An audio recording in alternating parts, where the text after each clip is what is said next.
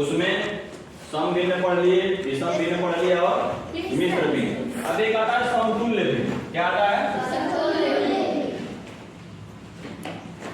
समतुल्य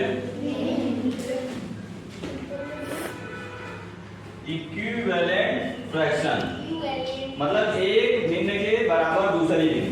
जैसे कोई दे दिया कि 1/2 के समतुल्य भिन्न लिखो, तो हम बहुत सारे भिन्न लिख सकते हैं। वो कैसे लिखेंगे? एक कोई भी संख्या लेंगे जो अंश में गुणा करेंगे और हर में गुणा करेंगे, दोनों में, ठीक है? तो उससे जो भिन्न बनेगी वो इसके समतुल्य होगी।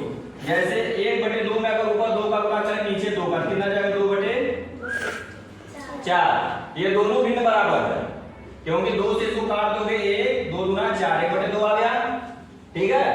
अगर इसमें हम गुणा करते 3 का ऊपर नीचे, 3 एकम 3, 3 दूना 1/2 के बराबर ये भी है, समतुल्य है। क्यों? क्योंकि 3 एकम 3, 3 दूना ये भी 1/2 आ गया। अगर इसमें हम 4 का गुणा कर दें तो 4 एकम 4, 4 दूना 8, 1/2 के समतुल्य ये भी है। क्यों? क्योंकि 4 एकम 4, 4 दूना ये भी 1/2 आ गया, ठीक है? तो समतुल्य भिन्न का मतलब कि इसके बराबर वो भिन्न रहेगी, जो भी भिन्न रहेगी वो इसके बराबर ही रहेगी, उसका रूप अलग होगा। वो 2/4 के रूप में होगी, वो 3/6 के रूप में होगी, वो 4/8 के रूप में होगी। अगर हम इसमें गुणा कर दें 20 का कर दें तो ऊपर हो जाएगा 20 से कम 20 और नीचे 20 दूना 40। ये भी 1/2 के समतुल्य है। क्यों? क्योंकि 20 से ही अगर भाग देंगे 20 से कम 20, 20 दूना 40, से भी 1/2 आ गया, ठीक है? तो अगर इसी तरह दे दिया जाए कि 3/4 के समतुल्य 5 भिन्न निकालो, 3/4 के समतुल्य 5 भिन्न निकालो, तो अब इसमें हम गुणा करना शुरू करेंगे, 2 का करेंगे तो 3 दूना 6, 4 दूना 8, एक भिन्न हो गया।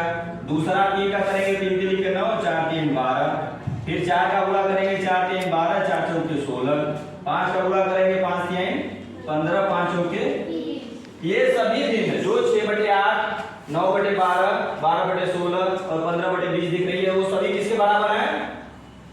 3/4। ये सब भिन्न 3/4 के समतुल्य हैं। क्यों? क्योंकि इसको अगर कट करोगे, छोटा करोगे, इसका छोटा रूप लिखोगे तो वो अंत में कितना आएगा? 3/4। क्यों?